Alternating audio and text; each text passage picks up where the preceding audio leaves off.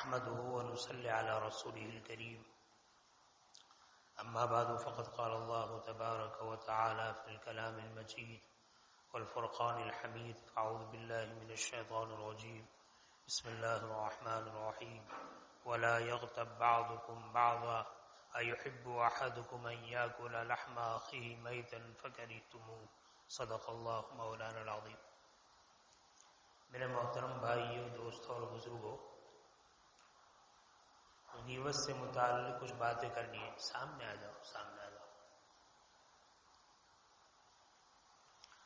غیبت سے متعلق کچھ باتیں کرنی ہے. ہمارے معاشرے میں ایک بہت بڑا گناہ جو غیبت کے نام سے رائج ہے. غیبت کسے کہتے ہیں؟ نبی کریم صلی اللہ علیہ وسلم سے پوچھا کہ غیبت کیا ہے؟ آپ نے فرمایا ذکرک اخاک بما یکرہ، تیرے بھائی کا اس طرح ذکر کرنا جو اس کو ناپسند ہو. ایک آدمی ہمارے سامنے نہیں ہے اور اس کی غیر موجودگی میں ہم اس کی برائی بیان کریں. صحابی نے پوچھا ان یکن فی اخی بما یقول، کہ جو بات ہم کہتے ہیں وہ برائی اگر اس میں موجود ہے تو یہ غیبت ہے. نبی کریم صلی اللہ علیہ وسلم نے فرمایا کہ اپنے بھائی کی پیٹھ پیچھے جو بات کہے اور وہ بری بات ہو، اس کو ناپسند ہو اور وہ برائی اس کے اندر موجود ہو، پھر اگر اس کو کہے تو یہ غیبت ہے. معلوم ہوا کسی کی برائی اس کے پیٹھ پیچھے کرنا یہ غیبت ہے. اور اگر وہ بات اس میں نہیں ہے، وہ برائی اس کے اندر نہیں ہے، اور ہم یہ کہیں کہ فلاں کے اندر وہ برائی ہے، تو یہ تو تہمت ہے، الزام ہے، جو غیبت سے بھی بڑھ کر ہے. دنیا میں عام طور پر جو نا اتفاقی ہوتی ہے، جو فتنہ فساد ہوتے ہیں، اس فتنہ فساد کی بہت ساری وجوہات آپس کی غیبتیں ہیں. آپس میں لوگ غیبت کرتے ہیں، ایک دوسرے کی برائی کرتے ہیں. حالانکہ یہ غیبت بہت سخت برائی ہے، بہت سخت گناہ ہے. خود قرآن کریم نے اس کی قباحت کو اس انداز سے بیان کیا کہ شاید دوسری اور کوئی برائی کو اتنی قباحت کے ساتھ بیان نہیں کیا. قرآن کریم کہتا ہے وَلَا يَغْتَبْ بَعْضُكُمْ بَعْضًا، تم آپس میں ایک دوسرے کی غیبت نہ کرو. أَيُحِبُّ أَحَدُكُمْ أَن يَأْكُلَ لَحْمَ أَخِيهِ مَيْتًا فَكَرِهْتُمُوهُ. غیبت کرنا کیسا برا ہے؟ جیسے ایک آدمی انسان کا گوشت کھائے. ہمارے معاشرے میں اگر ہمیں کسی کے بارے میں یہ معلوم ہو کہ یہ کتے کا گوشت کھاتا ہے تو ہم برا محسوس کریں گے. خنزیر کا گوشت کھاتا ہے ہم برا محسوس کریں گے. اسی طرح کوئی آدمی کسی کے بارے میں بتائے کہ یہ انسان کا گوشت کھاتا ہے تو یہ بھی بہت برا محسوس کریں گے کہ کیسا آدمی ہے، انسان ہو کر انسان کا گوشت کھاتا ہے. تو قرآن کریم کہتا ہے کوئی آدمی اپنے بھائی کی غیبت کرتا ہے وہ ایسا ہے کہ انسان کا گوشت کھاتا ہے. اور انسان بھی دوسرا کو نہیں، اس کا بھائی. ایک تو انسان کا گوشت کھانا بہت برا ہے، اور پھر اس کا بھائی ہو اس کا گوشت کھانا اور برا ہے. پھر آگے فرمایا میتن، انسان بھی ہو بھائی بھی ہو، اور بھائی بھی بیچارہ میت ہو، مردار ہو. مردار بھائی کے گوشت کھانا جتنا برا ہے، ایک آدمی کا دوسرے کی غیبت کرنا اتنا ہی برا ہے. یعنی جس طرح شریف آدمی اس بات کا خیال نہیں کر سکتا کہ وہ کسی آدمی کا گوشت کھائے، چہ جائے کہ وہ اس کا بھائی ہو، چہ جائے کہ وہ مردار ہو، وہ کس طرح پسند کرتا ہے کہ کسی بھائی کی غیبت کرے. جس طریقے سے شریف آدمی کسی مردار بھائی کے گوشت کو کھانے کو بے انتہا ناپسند کرتا ہے، اسی طریقے سے کسی آدمی کی غیبت کرنا اس کو اسی طرح ناپسند ہونا چاہیے. نبی کریم صلی اللہ علیہ وسلم نے سخت وعیدیں اس سلسلے میں بیان فرمائی. غیبت کرنا کتنا برا ہے. غیبت کرنا گناہ کبیرہ ہے. قطعی گناہ ہے، قطعی حرام ہے۔ دیکھو بعض گناہ ایسا ہے جس کا تعلق ہماری ذات سے ہے، جیسے شراب پینا حرام ہے، کتے کا خنزیر کا گوشت کھانا حرام ہے، اور واقعی بہت بڑا گناہ ہے، حرام ہے۔ غیبت کرنا یہ بھی حرام ہے، لیکن دونوں میں فرق ہے۔ ایک آدمی نے خنزیر کا گوشت کھا لیا، شراب پی لی، کتے کا گوشت کھا لیا، سچے دل سے اس نے توبہ کی، اس کا گناہ معاف ہو گیا۔ کسی آدمی سے زنا کا صدور ہو گیا، زنا کاری ہو گئی، اب زنا کاری کے بعد اس کو احساس ہوا، اس نے توبہ کی، اللہ نے اس کا گناہ معاف کر لیا۔ لیکن کسی آدمی نے غیبت کی، غیبت کرنے کے بعد 10 مرتبہ اللہ سے معافی مانگے، اس کی معافی قبول نہیں ہے جب تک کہ جس کی غیبت کی ہے اس سے پہلے معافی نہ مانگے۔ معلوم ہوا دوسرے گناہ بہت بڑے گئے ہیں، لیکن اس کا تعلق حقوق اللہ سے ہے اور اس کا گناہ حقوق العباد سے ہے۔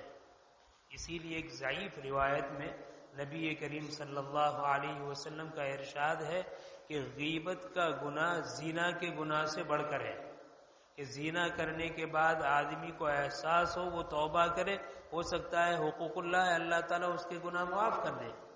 لیکن غیبت کا گناہ ایسا ہے کہ کوئی غیبت کرے، غیبت کرنے کے بعد 10 مرتبہ توبہ کرے، اس کا گناہ اس وقت تک معاف نہیں ہوگا جب تک جس کی غیبت کی ہے اس سے پہلے معافی نہ کرائے۔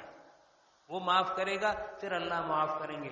اس اعتبار سے غیبت کا گناہ زنا کے گناہ سے بھی بڑھ کر ہے۔ آپ نے تعلیم میں بھی سنا غیبت کا گناہ کتنا بڑا ہے۔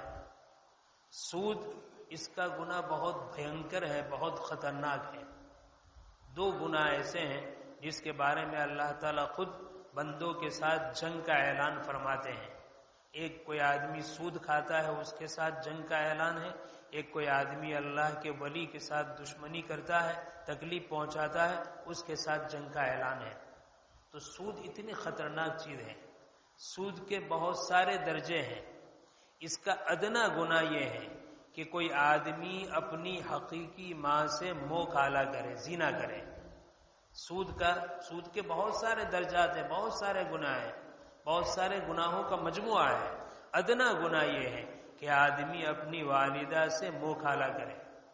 حدیث میں ہے کہ سود میں بدترین سود یہ ہے کہ کوئی آدمی اپنے بھائی کی آبرو ریزی کرے، اپنے بھائی کے گوشت کو کھائے، وہ یعنی غیبت کرے، آبرو ریزی کرے، اس کی عزت کو فالودہ کرے، یعنی اس کی غیبت کرے۔ تو غیبت کرنا سود سے بھی بہت زیادہ سخت ہے۔ حالانکہ سود کے بارے میں آپ نے سنا کہ اس کا ادنا درجہ ماں کے ساتھ منہ کالا کرنے کے برابر ہے۔ غیبت کا گناہ اس سے بھی بڑا ہوا ہے۔ اسی لیے روایت میں آتا ہے، نبی کریم صلی اللہ علیہ وسلم فرماتے ہیں قیامت کے دن میدان محشر قائم ہوگا، لوگ اپنے اپنے اعمال کے بعد جنت کی طرف جائیں گے۔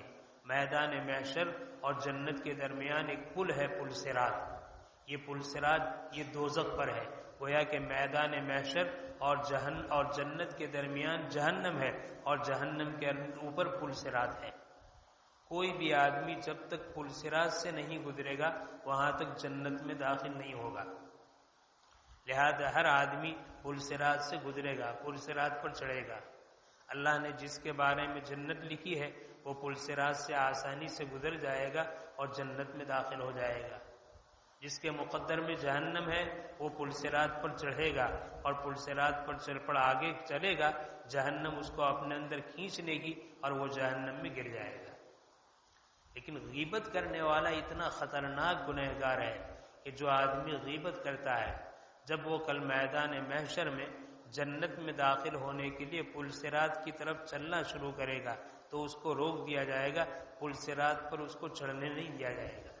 اس کو کہا جائے گا جس آدمی کی تم نے غیبت کی ہے پہلے اس سے معافی مانگو، جب تک وہ معاف نہ کرے تمہیں پل صراط پر چڑھنے نہیں دیا جائے گا۔ دیکھو جنت میں داخل ہونے کے لیے پل صراط پر چڑھنا ضروری ہے، پل صراط کو پار کرنا ضروری ہے۔ غیبت کرنے والا پل صراط پر چڑھ ہی نہیں سکے گا، وہ جنت میں کیسے جائے گا؟ تو حدیث میں ہے کہ اس کو پل صراط پر چڑھنے سے روک دیا جائے گا اور کہا جائے گا جن آدمی کی تم نے غیبت کی ہے پہلے ان سے معافی مانگو، اگر وہ معاف کرے گا تو پھر تمہیں اجازت ہوگی کہ تم پل صراط پر چڑھو اور پل صراط سے جنت کی طرف جاؤ۔ نبی کریم صلی اللہ علیہ وسلم نے فرمایا اسی پل صراط، اسی غیبت کے بارے میں، حضرت انس بن مالک رضی اللہ تعالیٰ عنہ آپ کے خادم ہیں، 10 سال تک آپ کی خدمت کی۔ وہ کہتے ہیں کہ مجھے نبی کریم صلی اللہ علیہ وسلم معراج میں تشریف لے گئے تو مختلف لوگوں پر آپ کا گزر ہوا۔ ایک جماعت پر آپ کا گزر ہوا، جماعت کے لوگوں کو دیکھا کہ ان کے ہاتھوں کے ناخن بڑے بڑے ہیں اور وہ اپنے ناخن سے اپنے چہرے کو نوچ رہے ہیں۔ نبی کریم صلی اللہ علیہ وسلم نے ملائکہ سے پوچھا یہ کون لوگ ہیں؟ نبی کریم صلی اللہ علیہ وسلم نے فرمایا اے اللہ کے رسول، یہ آپ کی امت کے وہ لوگ ہیں جو لوگوں کا گوشت کھاتے تھے، یعنی لوگوں کی آبرو ریزی کرتے تھے، لوگوں کی غیبت کرتے تھے۔ اسی لیے حدیث میں بہت سخت بات فرمائی غیبت کے سلسلے میں۔ حدیث میں ہے نبی کریم صلی اللہ علیہ وسلم کے زمانے میں 2 عورتوں نے روزہ رکھا۔ روزہ رکھنے کے بعد لوگوں کی غیبت میں مشغول ہوئی، جس کی وجہ سے بہت سخت پیاس لگی، اتنی سخت پیاس لگی اور بھوک لگی کہ مرنے کے قریب ہو گئی۔ آپ صلی اللہ علیہ وسلم کو اطلاع دی گئی، وحی کے ذریعے آپ کو بتلایا گیا کہ ان 2 عورتوں نے لوگوں کی غیبت کی ہے۔ آپ صلی اللہ علیہ وسلم نے فرمایا ان دونوں عورتوں کو لایا جائے۔ دونوں عورتوں کو آپ کی خدمت میں پیش کیا گیا۔ آپ صلی اللہ علیہ وسلم نے ایک بڑا پیالہ ان کے سامنے رکھا اور کہا کہ اس میں قے کرو۔ تو انہوں نے کہا ہم نے تو گوشت نہیں کھایا۔ کہاں قے کرو۔ جب قے کرنے لگی تو خون، پیپ اور گوشت کے لوتھڑے، گوشت کے ریزے نکلنے لگے۔ پھر دوسری عورت کے سامنے پیالہ پیش کیا گیا، اس سے کہا کہ قے کرو۔ اس نے بھی قے کرنی شروع کی تو اس کے منہ سے بھی خون، پیپ اور گوشت کے ریزے نکلنے لگے۔ آپ صلی اللہ علیہ وسلم نے فرمایا کہ انہوں نے حلال رزق سے سحری کی، لیکن بعد میں روزے کی حالت میں لوگوں کی غیبت کرتی رہی۔ یہ لوگوں کی غیبت گوشت کی شکل میں ظاہر ہوئی۔ اور وہ اتنی بری چیز ہے کہ آدمی گویا کہ غیبت کرتا ہے، لوگوں کے گوشت کو کھاتا ہے۔ اور غیبت جس طریقے سے زبان سے ہوتی ہے، کبھی کبھی غیبت اشارے سے بھی ہوتی ہے۔ حضرت عائشہ صدیقہ رضی اللہ تعالیٰ عنہ نبی کریم صلی اللہ علیہ وسلم کی خدمت میں بیٹھی ہوئی ہے اور کچھ بات چل رہی ہے۔ اس درمیان حضرت صفیہ رضی اللہ تعالیٰ عنہ کا ذکر آیا۔ حضرت صفیہ رضی اللہ تعالیٰ عنہ قد کے اعتبار سے چھوٹے قد کی تھی، تو حضرت عائشہ رضی اللہ تعالیٰ عنہ نے جب ان کا نام سنا تو نام سنتے ہوئے اس طرح اشارہ کیا کہ وہ ٹھنگری یعنی نیچے قد کی، تو زبان سے نہیں کہا، صرف اشارہ کیا وہ صفیہ، اور اشارہ کیا کہ چھوٹے قد کی۔ حضرت نبی کریم صلی اللہ علیہ وسلم نے فرمایا اے عائشہ، تو نے ہاتھ کے اشارے سے اس طریقے سے صفیہ کے بارے میں کیا، یہ صفیہ کی غیبت ہے۔ یہ اتنا بڑا گناہ ہے، اتنا بڑا گناہ ہے کہ اس اشارے کی جو بو ہے، اس غیبت کی جو بو ہے اور زہر ہے، اگر اس بو اور زہر کو سمندر کے اندر ڈال دیا جائے تو پورے سمندر کا پانی زہریلا اور بدبودار ہو جائے۔ معلوم ہوا جس طریقے سے غیبت زبان سے ہوتی ہے، غیبت اس طرح اشارے سے بھی ہوتی ہے۔ آدمی کو بہت بچنے کی ضرورت ہے۔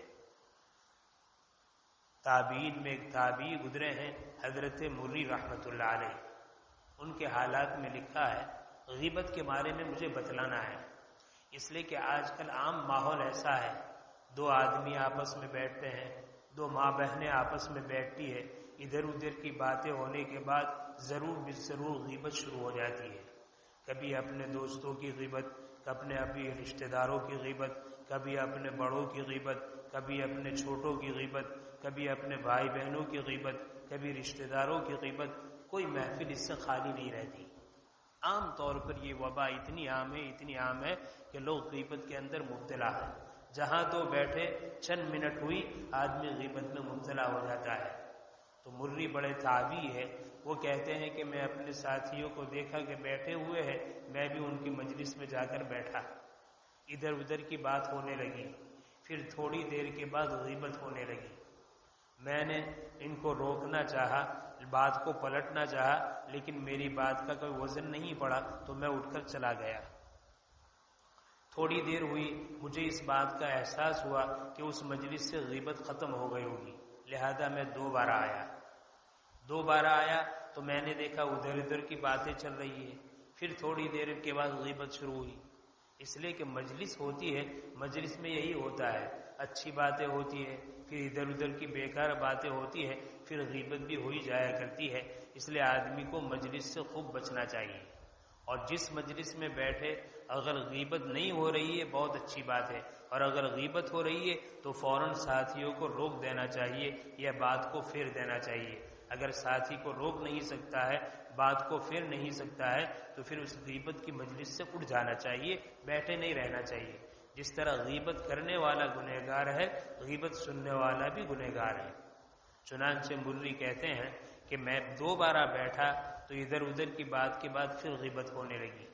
اب پہلی مرتبہ تو میں اٹھا تھا، دوسری مرتبہ پھر بیٹھا تو وہ اٹھنے کی بات نہیں رہی، میں ان کی غیبتیں سنتا رہا. اور سنتے سنتے ایک دو جملے غیبت کے میری زبان سے بھی نکل گئے. پھر کہاں مجلس پوری ہوئی، ہم لوگ اپنے گھر چلے گئے. رات کا وقت ہوا، ہم لوگ سو گئے. جب میں سویا تو میں نے خواب دیکھا. خواب میں دیکھا کہ ایک آدمی ایک برتن میں، ایک خنچے میں خنزیر اور سور کا گوشت لائے ہوئے ہے، اور وہ خنچا اٹھانے والا، تشت اٹھانے والا حبشی کا کالا سیاہ فام آدمی ہے، حبشی آدمی ہے. وہ میرے پاس وہ خنچا لایا، تشت لایا، اور اس میں خنزیر کا گوشت ہے. مجھے کہنے لگا کہ اس کو کھاؤ. مری کہنے لگے کہ میں نے کہا میں تو مسلمان ہوں، خنزیر کا گوشت کس طرح کھاؤں، میں تو سور کا گوشت نہیں کھاتا. کہا کہ نہیں آپ کو کھانا پڑے گا. کہا میں تو نہیں کھاتا. اس نے گوشت لیا اور زبردستی میرے منہ میں ٹھونسنے لگا. کہا کہ اس کی وجہ سے مجھ کو متلی آنے لگی، جی گھبرانے لگا، جیو ڈوبا والا ہو، قے ہونے لگی، متلی آنے لگی. یہاں تک کہ اسی کیفیت کے اندر میں اٹھ گیا تو میں نے وہ بدبو محسوس کی جو خنزیر کے گوشت کی تھی. کہا کہ اس کے بعد جب بھی میں کھانے بیٹھتا تھا تو کھانے کی حلال اور پاکیزہ چیزیں ہوتی تھی، لیکن 1 مہینے تک میرا حال یہ رہا کہ جب بھی میرے پاس کھانا آتا تھا تو مجھے وہی ذائقہ اور وہی بدبو جو میں نے خواب میں دیکھی تھی وہ مجھے محسوس ہوتی تھی، وہ مجھے دکھائی دیتی تھی. گویا کہ اللہ تعالیٰ نے مجھ پر یہ وعدے کیا کہ غیبت کی یہ قباحت ہے، غیبت کی یہ نحوست ہے کہ خواب میں جو تم نے اس کے برے ذائقے کو دیکھا، اس کے برے مزہ کو دیکھا، یہ غیبت کا اثر ہے. اللہ تعالیٰ نے اس طریقے سے بچایا. وہ کہتے 1 مہینے تک میری ایسی کیفیت رہی، جب بھی کھانا کھاتا تھا تو کھانے کے پہلے میں اس میں سے وہی بو اور وہی برا ذائقہ محسوس کرتا تھا. میرے بھائی ہم لوگوں کے پاس حس نہیں ہے، ہم لوگوں کے پاس ایسی طبیعت نہیں ہماری جو اس طرح برائی کو اور اچھائی کو محسوس کرے. حضرت مولانا یعقوب نانوتوی رحمۃ اللہ علیہ دارالعلوم دیوبند کے پہلے صدر المدرسین تھے، بخاری شریف پڑھاتے تھے. ان کا معدہ اتنا پاکیزہ تھا. ایک مرتبہ کسی نے دعوت کی اور دعوت کے اندر شبے والا کھانا کھلا دیا. شبے والا یعنی پوری طریقے سے وہ حلال بھی نہیں اور پوری طریقے سے حرام بھی نہیں. حرام کا شبہ ہے کہ ہو سکتا ہے حرام کا ہو سکتا ہے حرام کا نہ ہو، اس کو کہتے ہیں شبے والا. فرماتے ہیں شبے والے 1-2 لقمے کھا لیے. جب 1 لقمے پیٹ میں گئے تو اس کا اثر طبیعت پر یہ رہا کہ مہینوں ایسے رہے کہ اس 1-2 لقمے کی وجہ سے برائی کا خیال آتا رہا، یہ برائی کرے، یہ برائی کرے، یہ برائی کرے. تو میرے بھائی جب پاکیزہ رزق اندر جاتا ہے تو طبیعت کے اندر نیکیوں کا خیال پیدا ہوتا ہے. برائی کا برا رزق، ناپاک رزق جاتا ہے، شبہ والا رزق جاتا ہے تو طبیعت کے اندر گناہ کا اثر ہوتا ہے. ہم لوگ غیبت کرتے ہیں لیکن ہمیں اس کا احساس نہیں ہوگا کیونکہ غیبت کر کے ہم غیبت کے عادی ہو چکے ہیں. میرے بھائی غیبت اتنا خطرناک گناہ ہے. عام طور پر آپ دیکھیے غیبت یہ حرام ہے، زنا کرنا یہ حرام ہے، شراب پینا یہ حرام ہے، کتے کا گوشت کھانا یہ حرام ہے، خنزیر کھانا، سور کھانا یہ حرام. یہ سب ایک قسم کے گناہ ہے. گناہ کے اعتبار سے سب برابر ہے. لیکن اگر معاشرے میں کوئی آ کر یہ کہے، اچھے معاشرے میں، کہ بھئی پورا آدمی شراب پیتا ہے، تو سب اس کو کم غلط نگاہ سے دیکھتے ہیں کہ یہ آدمی شرابی ہے. کسی آدمی کے بارے میں کہا جائے کہ یہ کتے کا گوشت کھاتا ہے، لوگ بہت گھناؤنی نگاہ سے دیکھتا ہے کہ کتنا رذیل آدمی ہے، کمینہ آدمی ہے، کتے کا گوشت کھاتا ہے۔